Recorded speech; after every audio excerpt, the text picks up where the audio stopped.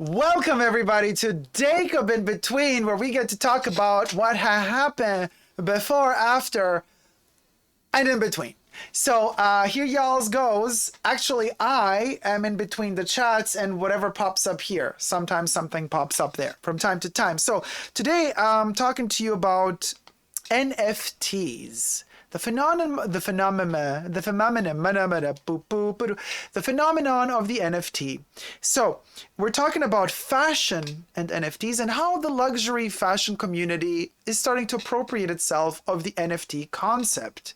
So we have an example of a Karl Lagerfeld NFT, or several NFTs, actually two different versions of Karl as an NFT, selling out in less than 33 seconds.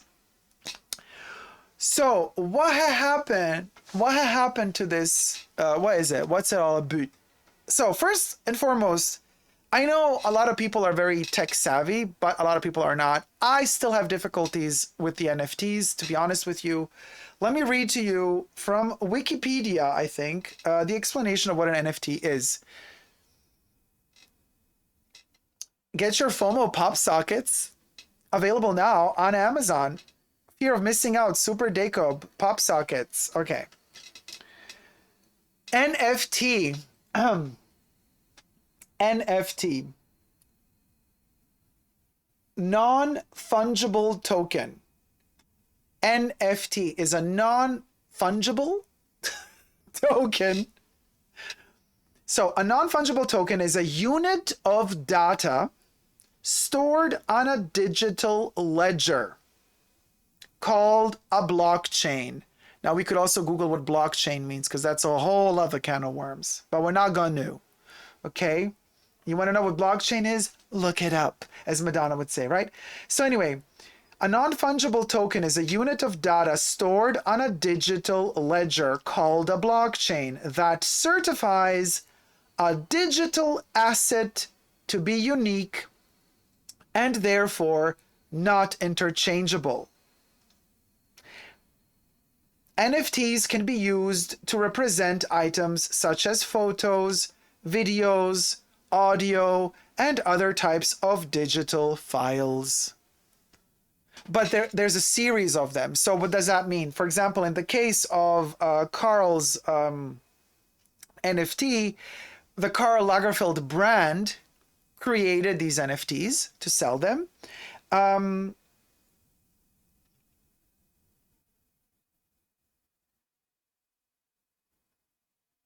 And they created 777 NFTs, and they sold each one of them at 77 euro a pop. And then they made a second NFT. Basically, it's a 3D rendering digital version of like a comic version of Karl Lagerfeld. Okay.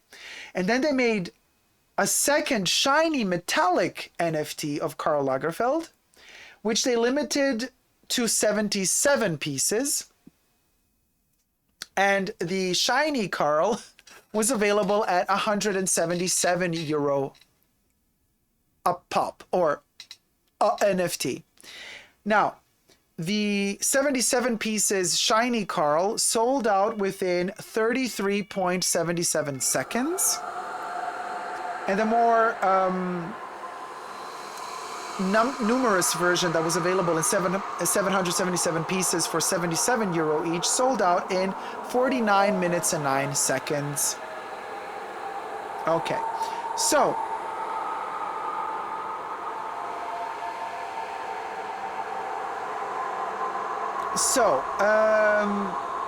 basically what this also tells us is that there is a huge market for this. There's huge potential for literally selling JPEGs and having some sort of authenticity warranty or guarantee that the JPEG that you purchased, you got the original one. You could copy the JPEG, you could copy it, paste it all over the internet, but you're still going to own the original one, which is ridiculous. You're literally giving value to something that doesn't have the value because you decide to give it value, because you decide to give value to the NFT system. Just like we decided to give value to money. That's my personal opinion. But on a vaster scale, this opens up this big can of worms because it's new sales opportunities for brands, especially in the gaming world, because, you know, clothing, the skins that the characters wear in video games represent also the players playing these characters in the video games. So a lot of kids and also grown-ups purchase a lot of skins and outfits for their digital characters in the video games that they're playing. So envision a tomorrow where Chanel starts selling you a boucle jacket for your Fortnite battle. You're going to battle to shoot everybody else wearing a Chanel jacket. But here's my question though, like, what is Chanel going to charge? Like, you know, to me, okay, this is the point. To me, if fashion goes into the route of NFTs, they lose so much credibility. And let me tell you why. Now, luxury fashion is kind of lying to us in many ways, saying like, oh, you know, I always, because I have it here with me, I have my makeup in here, but here, great example, right? My Louis Vuitton toiletry pouch, which I love to bits, but it's a piece of plastic with a bit of leather on it. This thing is never worth price increase just happened again. So I don't even know how much this thing costs. $500, $600. Never, ever is it worth this money. I'm the idiot who bought it because it's a dream. I love the concept of it. But let's say that they tell you in the store, well, there's a reason why it costs so much, because the sourcing of the materials, the production, handmade. It's not even handmade, but you know what I mean. They could sell it to you. They could lie to you and say it's unique. There's not many available. Difficult to source these plastics. Yeah, it's plastic. And yada yada, right? So Chanel can tell you the boucle jacket is going to cost $8,000 because the, you know, handmade boucle, the this, the that, difficult to get that boucle, whatever, blah, blah, blah. Okay, fine. Let's just say we buy the snake oil. Well, how are they going to justify the $8,000 price for digital NFT of a jacket? Because then they can't say anymore, well, you know, we had to source the wool, we had to hand dye the wool into the color we wanted the boucle to be. It's a process that took us 2 weeks to make, hence the jacket is handmade, hence it costs $8,000. No, boo-boo, it's a digital piece of nothing that cannot cost. So how are you going to justify? And if they do make them cost the same as their actual real piece in real life, they're going to lose all credibility. The little credibility that they had left is going to be gone, my personal opinion. So what is interesting and clever that the Lagerfeld team did, they didn't sell Karl Lagerfeld clothing, also because nobody would want to buy it. But they sold a little miniature, kind of like a Karl Lagerfeld figurine as an NFT, as a JPEG NFT, 3D rendering of Karl Lagerfeld. So that kind of makes sense to me. Not even, but whatever, like as a digital token that represents him. But when fashion brands start selling you clothing, digital clothing, girl, no. I don't know. You in the chats, you tell me what you guys think. Or also whoever's watching this video later on, tell me in the comment section down below. By the way, subscribe to my channel. Thumb up this video while you're at it, will ya? Huh? Let's show YouTube where it's at. And also, you know, what do I want to say? Push the join button, become a member today, get access to extra perks, become a patron, you know, all that good stuff. Or, you know, thank you to all my members and patrons who have already pledged. And you could join me every Saturday live in the chats as we're doing now. I live stream every Saturday from my channel. So, you guys, and get the Halloween merch while you're at it as well. Super Dacob Halloween merch. It scrolls down here from time to time. You get to see it as well. Limited edition, by the way. Yeah, not an NFT. The real deal, but still limited. Now, if the brands start, okay, so this is how NFT to me is a joke. Honestly, it's just another way to scam people into spending money for bullshit. Because there is, so you have to jump in the water now if you want to ride the wave, because the wave is coming. That's what these NFT people are saying. Like you gotta, you know, if you miss the train now, you're gonna miss out an opportunity. Okay. forget about NFTs for a second. What I do find interesting is if our technology develops this far, and I do believe our technology will develop this far, it's actually already available up to a certain degree. What am I talking about here? What I'm saying is, what I would love to see one day is not just 3D printers, but like we see in Star Trek, you know, like machines where you just say to the machine coffee, and then it just materializes a cup of coffee for you. To have these machines that could not just print material objects out in 3D, but machines that could also recreate the genetical pattern of fibers or perfumes, and could then create them for you. Like, so that's the future for me. Let's say Chanel tells you, this is a design in the wool boucle or the tweed jacket that you could purchase from us, and then we decode it to your machine that then makes it for you. The machine prints it out for you. The machine then recreates the genetical components of that tweed and creates the thing for you in your size, because the machine already knows your perfect size. That would be perfect. I'm living for that. That would be sustainable too, because none of the clothes would have to be pre-produced. You would only manufacture what you wear. That's a future that I see for fashion. If fashion goes digital, that's a future that I see very interesting. Selling you an NFT, JPEG, photo of an outfit, and because they only made 3 of them, they're going to make them cost $8,000 a pop. Girl, that just ain't it for me. But you tell me what you guys think. Tyler says, I don't think it makes sense, but I think it's a very young concept still, but the future of digital fashion is bright. I've spent hundreds on clothing for video games because I prefer looking hot, LOL. Oh my God, Tyler. Okay, so you got to explain this to me. How is it though? You look hot in real life, but what does looking hot in a video game give you? Tyler says, if they sold Chanel on Fortnite, I'd buy it instantly. But Tyler, if they sold Chanel on Fortnite, would you spend $8,000 on a jacket? Do you see what I mean? Because Chanel has standards. Then they can't just all of a sudden sell you jackets for $20. That's not Chanel's price. So how are they going to justify? It's complicated. Jack Dean says it's role play. Yeah, I get it. Oh Lord, not the blockchain. No, says the yeah, blockchain. NFTs and blockchain, they go hand in hand. Blockchain. All right, I'll read it again. Oh Lord, not the blockchain. No, I said blockchain.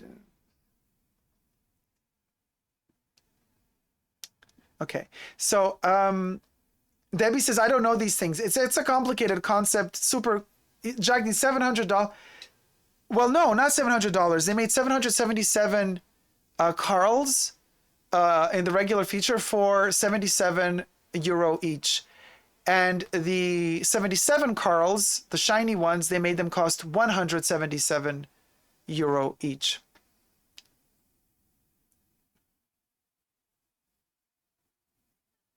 Balenciaga is doing an NFT clothing line, says KDF.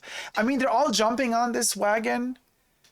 And honestly, like, I'm still not done with my personal collection of clothing that I can actually wear in real life, and touch in real life, and feel and enjoy.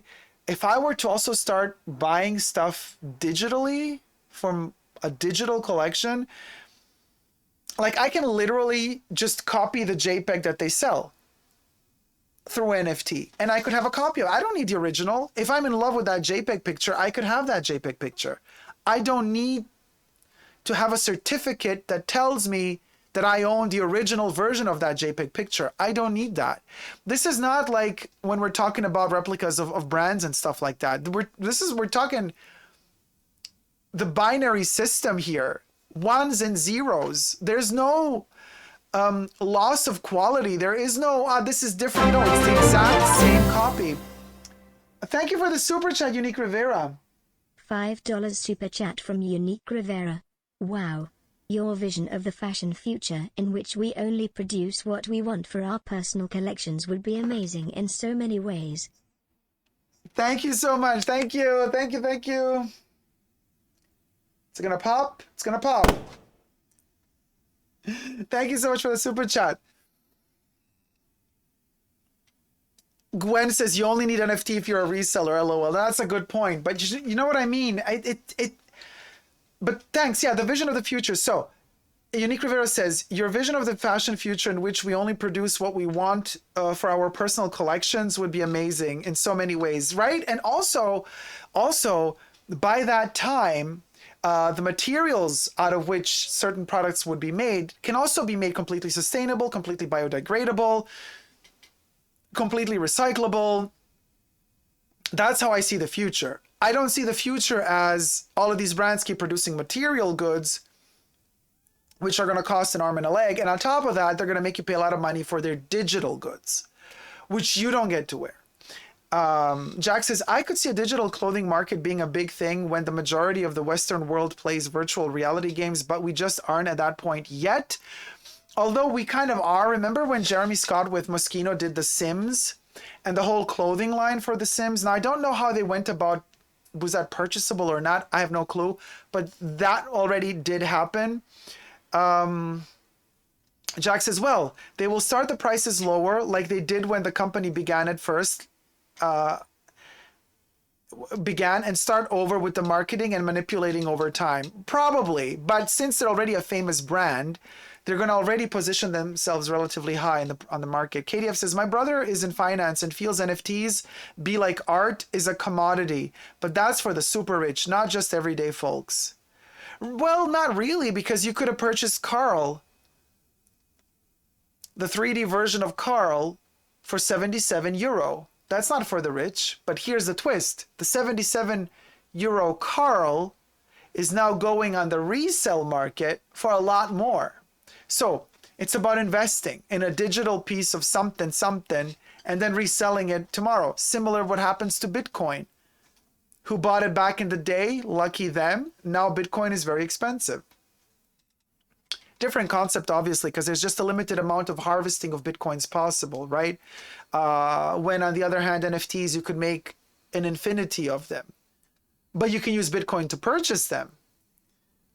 We hand place each pixels on these NFT clothes, so it costs that much, says Jackie26. Yeah, I could see some Chanel or any luxury brand representative telling you every pixel has been hand curated by my girl. Don't get me even started. Tyler says, honestly, I'm extremely interested in 3D modeled fashion, so I'm not against this. I love the Sims for Moschino collab. Tyler, this, I agree with you. The concept of creating digital clothing is interesting to me as well. But artificially limiting it for the sake of marketing manipulation, I'm not down for that. Jenny says, some people made big money off flipping JPEGs. Oh, honey, in many different sectors too, I might add. But sure, do digital clothing, but be honest about it, you know, because when it comes to digital, you can make an infinity of the same outfit. You can copy an infinity times the same outfit. So there's no need to say, we're going to limit it artificially to only 10. It's going to cost $8,000 a pop. Like, that's already brand marketing. That already has nothing to do with sustainability. That just has to do with ripping off. So if Chanel wants to go the route, or any other luxury brand for that matter, of making skins for Sims, skins for Fortnite, skins for even if they make skins for Minecraft, which is literally would be pixel dots, you won't even be able to see that it's a Chanel. a pixel Chanel jacket for Minecraft. Okay. Invisible. You can't even see that it's Chanel. like whatever, you just multiply it an infinity of times and you're good to go. Then I'm all for it. It's a new horizon. But then artificially limiting it, I get artificially to a certain point limiting real material clothing because you don't have the enough materials out there to produce the quantity. But when it comes to digital, there's no limit. Why do you artificially want to create that limit? I'm not for it, Mm-mm. Okay. People will forget about everything on a long enough timeline. What are we talking about here? Oh, Daniela says they photoshopped the clothes on your pictures. One thing that I found could work were pieces that defy the laws of physics. That could be fun. Jack says, but what will the Karl NFT be worth in 600 years? It won't go up in value forever. No, and it can't, because at a certain point, our technology will be different and there will be no computer that can read a JPEG, maybe, because we're just going to change systems completely. Already now, they stopped producing Super 8 projectors for Super 8 film, analog, okay? I guess you could still get it manufactured somewhere, but it's not readily available. In the 60s, 70s, 80s, you could buy Super 8 projectors everywhere. Now they don't exist anymore. Now even VHS tapes, VCRs, VHS players, all that's already becoming obsolete. If you have Betacam, who has Betacam nowadays? If you have beta tapes, you can't play them. Floppy disks, who has a floppy disk reader? So what I'm saying is technology becomes obsolete. So just having something, an NFT, a JPEG NFT, might not even be readable in 100 years. So what are we talking about here? You know what I mean? Dacob has Lucia Pica left Chanel. Jam, I made a video on that. That whole topic is a video. Tyler says, I really developed my taste, and the video is out already. Check it out on my channel. Tyler says, I really developed my taste and style through putting together outfits on games like Sims, GTA Online, Saints Row, etc. That is interesting. And you said you spent hundreds of dollars on that, but you could have also spent those hundreds of dollars on buying the actual clothes and putting them on you and testing that out as well. I guess it's different. I guess it's a little bit cheaper if you go digital. A JPEG will always be readable. It's still ones and zeros, says Janet. Yeah, but it's how it's decoded, I think, that might not be readable. I don't know, girl. I'm no technician, but I'm just thinking, because sometimes you can't open a file if the same file is saved as a TIFF, if the same file is saved as a PDF, if that visual is saved as a JPEG. Some programs, yes, it's all ones and zeros, but some programs say, I can't open a TIFF, or I can't open the PDF file, or I can't open the JPEG 2 file, I can't open the MP. But then the same, you could save it as, you could save this image as a PNG, as a JPEG, as a this, as a that, and not every program can read all of them. So I don't know. Yes, all is ones and zeros, but who's to say that we will have access? Because you got to also consider, you got to save that JPEG, that your ones and zeros need to be saved somewhere. They can't just be floating around in the air and then somebody captures them like a butterfly. So your JPEG has to be saved on some form of disk. What if that disk cannot be accessed anymore in the future? What if that disk cannot be connected to some bigger form of reading the ones and zeros in the future, and then you can't see what's on it? If you don't have a floppy disk reader, how are you going to access the ones and zeros that are on that floppy disk? How? You can't. So where will you store that JPEG? Where? For 100 years, where will you store it? On some computer that one day won't be accessible anymore because it will be obsolete.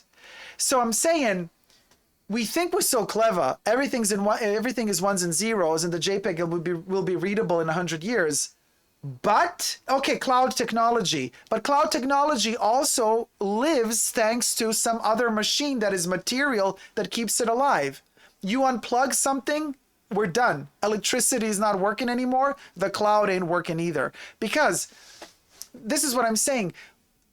bottom line, yes, the ones and zeros stay the same, but they have to be contained on some form of technology. When that technology, which is material technology, becomes obsolete, if we don't in time and on time transfer whatever content we have on that machine onto a newer machine, we're going to lose whatever is on that machine if that machine became obsolete. That's bottom line. Do you know what I mean? Girl, whatever. But I'm just saying. So yeah, it's not about how you saved it. It's about the right program. Only the reader is the issue. The reader is well, everything can be an issue, you guys. As I said, we cannot play a Super 8 movie, analog Super 8 movie, if we don't have the projector. You could look at the film, the 8mm film roll. You could kind of look at it with a magnifying glass, illuminated from behind, and you could see every single photo. But playing it, you need the projector. Now, at least with analog material, you get to see the roll of film. You at least get to see the images. But if you're talking digital, you saved something in your ones and zeros on the binary system, but then you don't have the computer to read it. You don't have an access to, you don't have anymore the machine that is needed to access that data that has that photo on it in the future. What are you going to do?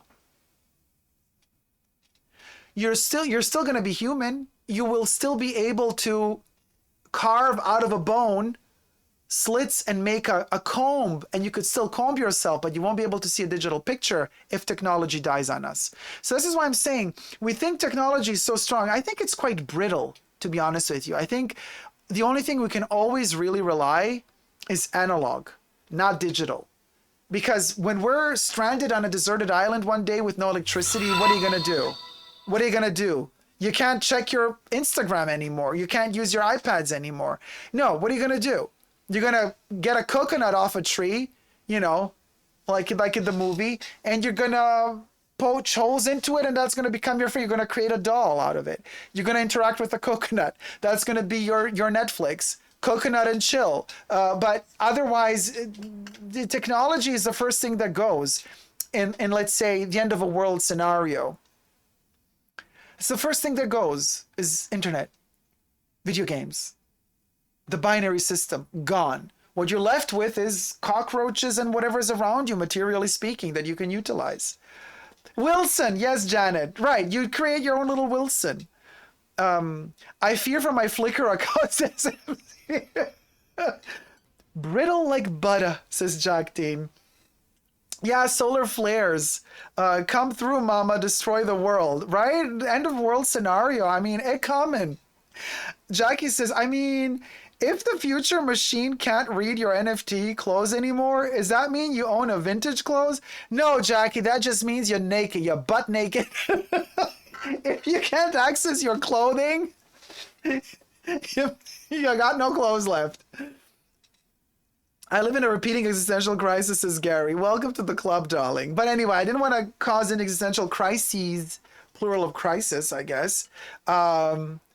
Virginie says, would be actually super nice. No. Yeah, I mean, if we stopped with electricity and digital, we would regress to our great ancestors. You know, we would live in caves, and we would learn again how to spark how many of us knows how to spark a flame? How many of us, if we were, I hope a few of us can, how many of us could walk through the woods and would know how to start a fire? Come on, we've unlearned all of this. Most of us would kick the bucket after a couple of days in the woods. Fire, cook a fish. How do you catch a frickin' fish in the river? Who taught you how to catch a fish? Nobody. Why? Well, because you go to the supermarket to buy it. No, there's no more supermarkets left. You got to fish. How do you fish? You don't have the equipment. If you don't have the worm worm to catch a fish. Okay, well then catch the worm first. That's going to take you a couple of hours to find the worm. Where are you going to put the worm? On a hook? What hook? There is no hook. You got to manufacture something. That's going to take up another couple of hours. You're burning energy while you're searching for tools and utensils to start to fish. by the time you fish the fish, you're already starved to death. So, yeah, KDF, I'd be dead on arrival. Me too. Kick the bucket. Kick it. I've been kicking. Tyler says, I was in Boy Scouts, so I do know how to make a fire. Tyler, good for you. Then you will be a survivor. Nature versus nurture, says Audrey. Baby, I'm going to be eating them leaves, says Jack. Well, you can't, because we can't digest most of them. We ain't cows. So most of the plants are either toxic for us or we can't digest them. You know, skinny legend, but yeah. Debbie says, this Alaskan would survive. Franz Kafka, I just eat the worm. Ah, that's a good one. Of course, you would get enough protein. That's true. You would survive. But yeah, you get used to the worms too, I guess. Dacob, you are so hilarious. Figuring out how to survive in the woods. Kikunana, I'm telling you, I would be like, huh. I would be like, okay, well, yeah, okay, if I can't find food, I guess I'm just going to become food for whoever can find food, because they're going to find me before I find them. Anyway, that's basically the gist of the story, Morning Glory. I hope you've enjoyed this little convo. And I know that the tech nerds are going to come from me and be like, oh my God, you're such an idiot. You don't even know what you're talking about. No, I don't know what I'm talking about. Technically, I don't. But emotionally, I sure as heck do. And that's why you're here. And if you're not here for the emotions, then you're on the wrong channel, boo-boo. Thank you guys so much for watching. Thumb up this video. Subscribe to my channel. Until next time, never forget to never give up on love. Love y'all. See you soon. Bye.